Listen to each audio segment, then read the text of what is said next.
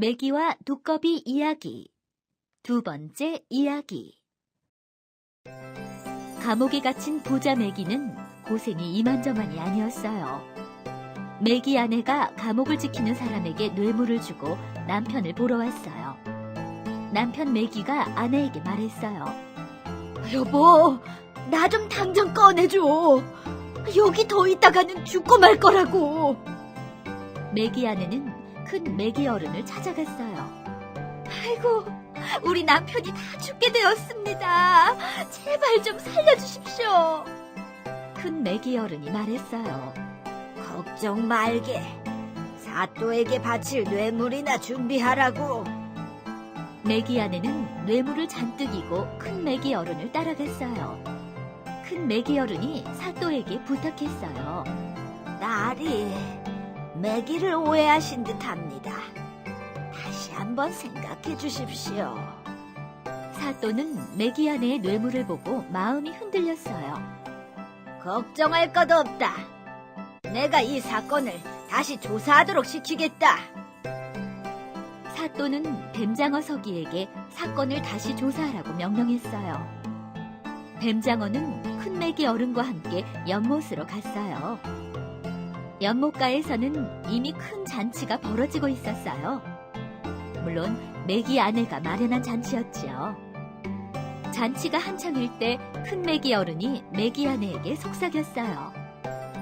얼른 집에 가서 올챙이들을 풀어주고 오게. 얼마 후 연못에는 올챙이들이 헤엄을 치기 시작했어요. 술에 취한 뱀장어 서기가 그 광경을 보았어요. 오, 지느러미와 꼬리가 있지 않은가? 저것들은 메기의 자식들임이 분명하다. 뱀장어 서기는 돌아가서 사또에게 보고했어요. 제가 두 눈으로 똑똑히 보았습니다. 올챙이들은 얼굴이 넓적하고 지느러미와 꼬리도 메기와 똑같았습니다. 만일 그것들이 두꺼비 자식이라면 당연히 네 다리가 있어야 할 것입니다. 하지만 올챙이들은 다리가 없었습니다.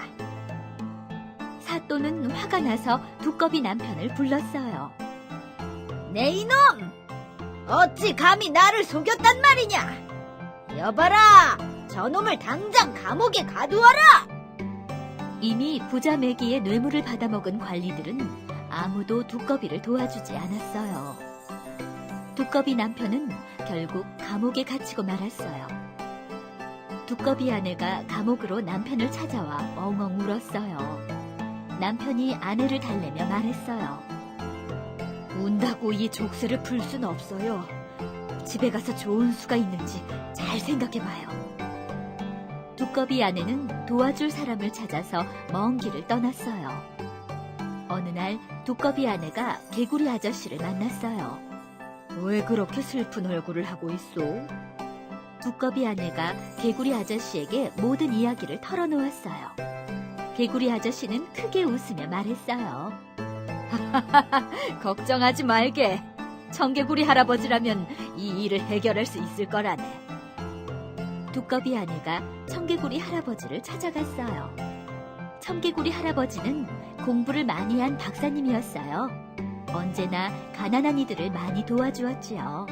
두꺼비 아내는 청개구리 할아버지에게 사정을 이야기했어요. 청개구리 할아버지는 올챙이들이 언제 태어났는지를 물어보았어요. 두꺼비 아내의 대답을 듣고 청개구리 할아버지는 날짜를 곰곰이 따져보았어요. 그러더니 손뼉을 치면서 이렇게 말했습니다. 걱정할 것 없다. 네 말이 맞다면 내일 올챙이들의 꼬리가 없어질 것이야. 두꺼비 아내는 청개구리 할아버지와 함께 연못가로 갔어요. 하지만 연못에는 하얀 알껍데기만 둥둥 떠 있을 뿐이었어요. 청개구리 할아버지는 웃으며 말했어요. 걱정하지 말고 집에 돌아가서 기다리게. 이튿날 두꺼비 아내는 다시 연못가로 나왔어요. 잔잔하던 연못에 물결이 일기 시작했어요. 그리고 무엇인가가 물 밖으로 고개를 내밀기 시작했어요. 엄마! 그것은 꼬리가 떨어지고 다리가 생겨난 두꺼비 새끼들이었어요. 엄마와 새끼 두꺼비들은 얼싸안고 기쁨의 눈물을 흘렸어요. 엄마 두꺼비는 새끼 두꺼비들을 데리고 사또를 찾아갔어요. 딸이, 이 어린 것들이 누구 자식인지 한번 보십시오. 사또는 그제야 진실을 깨달았어요. 사또는 뇌물을 받은 신하들에게 벌을 주었어요. 거짓말을 한 매기 부부도 벌을 받았어요. 매기 부부는 곤장 100대를 맞고 감옥에 갇혔어요. 그들은 잘못을 후회했지만 때는 이미 늦었지요. 얼마 뒤 감옥에서 나온 매기 부부는 멀리 쫓겨났어요. 그때부터 매기 부부는 캄캄한 진흙 속에서만 살게 되었어요. 두꺼비 부부는 잔치를 열어 청개구리 할아버지와 개구리 아저씨를 초대했어요. 이웃에 사는 잉어와 방어와 농어도 초대했지요. 이웃들은 사또에게 진실을 말하지 못한 것을 사과했어요. 두꺼비 부부는 웃으면서 이웃들을 용서해 주었어요. 새끼 두꺼비들도 즐겁게 웃으며 춤을 추었어요.